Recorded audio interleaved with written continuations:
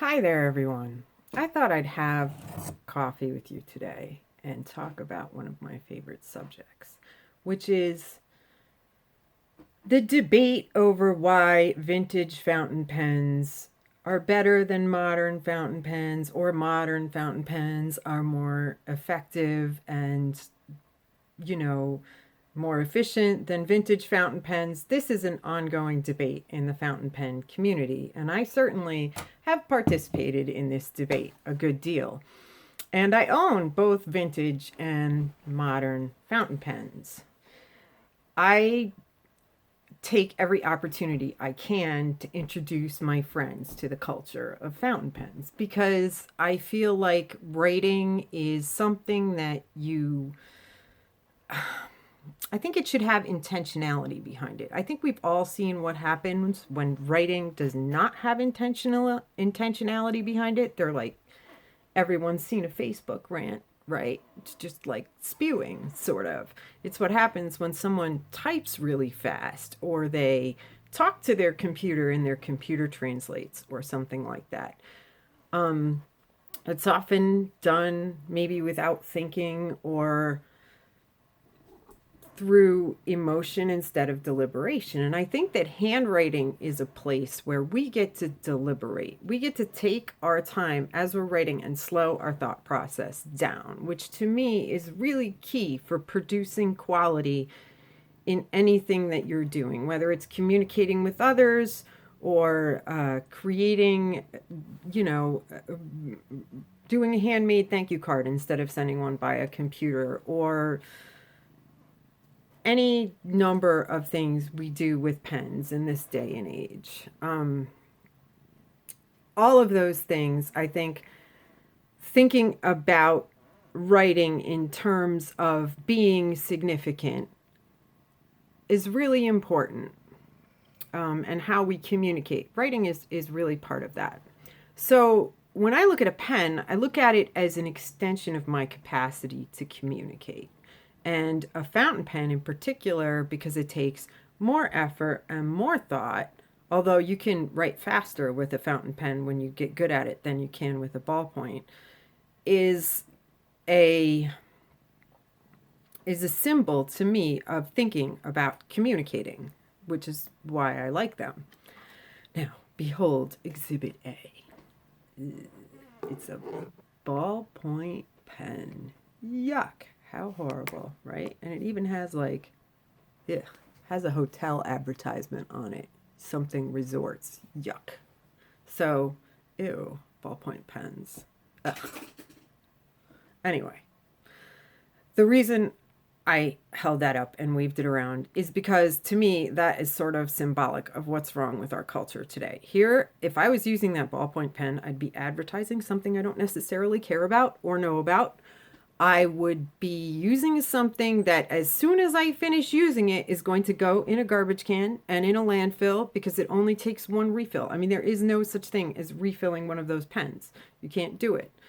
So the whole pen is disposable. And a lot of things in our culture are becoming disposable. And personally, I don't like that much. And I try to encourage other people to be conscious of things like waste and what you consume and things like that. I mean, I think it's key to being a mature person. Hello, how are you? This is Flopsy. Um, Flopsy is good and he purrs very loudly. So for me, fountain pens were kind of an obvious choice. And then when I looked at vintage versus modern fountain pens, something I have noticed about older things in general is that they tend to be of higher qualities and better materials for the same cost. So I have some examples in here of fountain pens that I have bought over the past few years, and some of them are older and some of them are newer, right? We can take these two pens as an example. Now, these cost about the same. I want to say this was about $10 when I bought it, and this was about $10 when I bought it. This is newer, it's new like it's within 10 or 15 years old now, but I've had it for a while. It's a manuscript calligraphy pen. I think they might be made in England. And as you can see by looking at it, take a look at that middle section right there. See the split in the middle section? Anyway, it's where this plastic, like first of all, the clip is plastic. Second of all, there's like a big crack right in here. And that big crack makes it so that this won't stay on. So this will hang out in my bag and it will dry out all the time. And then I have to clean it and I have to redo the nib and everything. And I'm not really even sure what the nib is made out of. It looks like it might be gold plated something, right? I've never particularly enjoyed the nib. It's scratchy. The feed system is kind of blah. Not super thrilled with it. Anyway, it's an example of what a cheaper new pen might give you. Now this pen here is a vintage pen. This is an Arnold, and this one is cellulite, and it's got a metal clip, very nice ball clip, and it has a sack lever feed, so you never have to go in there. Like that other one that I showed you, that has a converter in it. So, or not even it does have a converter, but the converter was plastic and like really shoddy.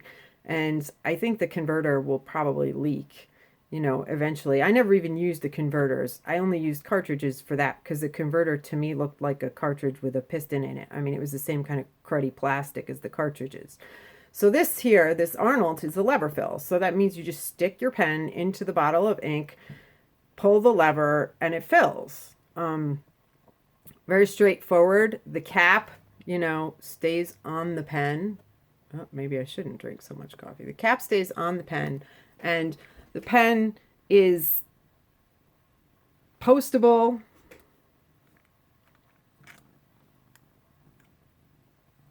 There we go. I can post the pen. It's a nice pen. I like it a lot. And I have personally done a lot of work on this nib because it is iridium tipped. So I was able to make it a really smooth nib, very comfortable to write with, no skipping. And this was $10. But I did put some work into it. I mean, I polished it up. It kind of glows now, the finish. It's probably not worth $10 anymore, but this is what I like about the vintage pen. I mean, I did a little bit of work on it, and now it may be worth something. And it's just, they're like works of art. I mean, the celluloid on that, it's like coffee swirling. Like when you first put milk in coffee and it swirls around, I think it might look like that. Anyway, so those are two lower end pens that I bought, one vintage and one modern. And although the vintage one took some work to restore, for me that was worth it. Now, someone might say, well, you just had bad luck with your modern pen. Why don't you get one of these? And this is like a Jinhao. It's another cheap pen. It's a Jinhao 599. And I did a review on this pen, and I think for what it's worth, it's a great pen. Do I think that in 10 years, like that manuscript pen, probably this cap, it has this kind of friction fit mechanism. Is the plastic gonna wear on that and the cap gonna fall off? Yeah, probably. Could the nib corrode? I imagine, because it's Chinese steel and it might not be the best quality. I mean, these are things that one has to think about when you get a pen. Is like the converter. I mean, I see that these threads are plastic. Now, celluloid is probably a little more durable than plastic. At least I don't think plastic would have lasted quite that long without growing brittle and cracking. And these celluloid pens, for the most part, seem to not do that. So that's something to think about. If you want something around for a while and you want to be able to use it and you don't want it to degrade and give you frustrating experiences like that broken cap, then you want something of quality. And I think that you can get something higher quality for the same amount of money if you go out and buy a vintage pen and spend a little bit of time with your pen to make it into what you want. That said, if you get a better modern pen, and there are some people out there like this. I was talking to my friend Rachel about this. She really loves the idea of fountain pens. She likes the idea of having one pen forever. She's like me. She doesn't like to go out and buy a billion different items of clothing and a billion different this and that. She'd rather have just like a few high quality things and be happy with that. So she loves the idea of fountain pens. But for her, the idea of messing around with a vintage pen and possibly like getting your hands a bit inkier and maybe dealing with all this stuff, she's busy. She works really hard. She has volunteer work besides jobs. She does all these things. Fountain pens are not her hobby. For her, I would say yes, get a modern pen. And we're still working on trying to find her one that's like good for her. But something like this Pilot Prera, for example, this is a modern pen. Does it have the capacity to be classic? Like, yeah, it probably does. The stuff that is coming in contact with wear points on the pen is metal. Like that friction fit cap, the wear points in there are metal, so they're going to last longer. They're steel. This is a Japanese pen. The converter is made of glass. If you unscrew this, I think this plastic is a higher quality. I mean, it feels thicker and more resistant, I think, than the other plastics. Only time will tell if these hold up, but you can buy a pen that's a slightly higher quality modern pen and it will hold up like this, and then there may be modern pens that they can be expensive, but that doesn't necessarily convey high quality too. I mean, that's a sort of a whole nother discussion to me. But here's an example of like a modern, inexpensive pen that I would consider high quality. This is a Pilot Metropolitan. A thing I like about it, like I said again, the friction fit cap is it's the metal. The parts that are fitting together are metal that snap. So that chances are this friction fit cap will still friction fit in 20 years. The parts won't wear out and the cap won't fall off. The nib is it's not Chinese steel. I mean, it's a higher quality steel. It's made by Pilot. The inside the pen, there is, instead of being, there's like a really nice one of these squeeze type converters, which is very similar to the old system that they had, 100 years ago. I could show you a pen that was made 100 years ago that had quite a similar system, but these squeeze converters are fabulous. And some of these types of sacking systems on pens are still functioning after many years. So, and they're replaceable. And this is something that I think will become a classic because it appears to have no places and even the threads on this pen, this part that screws into the plastic, these threads are metal, which will probably mean that they will wear for longer. And I mean, the subject of plastics is a whole nother discussion too, but I think plastics, you can have resins, which are kind of like a fiberglass type plastic, or they have some of those elements in them, or you can have other types of plastics. So there are some plastics out there that are more durable than others. And if I was getting a modern fountain pen, I would want to make sure that the plastics that I was purchasing were durable and not subject to cracking. That's something that I would look at, as well as the steel quality in the nib and things like that. So these are just a few thoughts.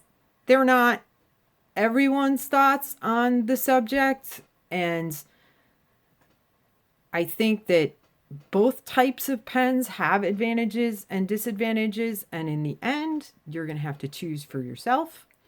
So I wish you all the luck in doing that, and have a great day.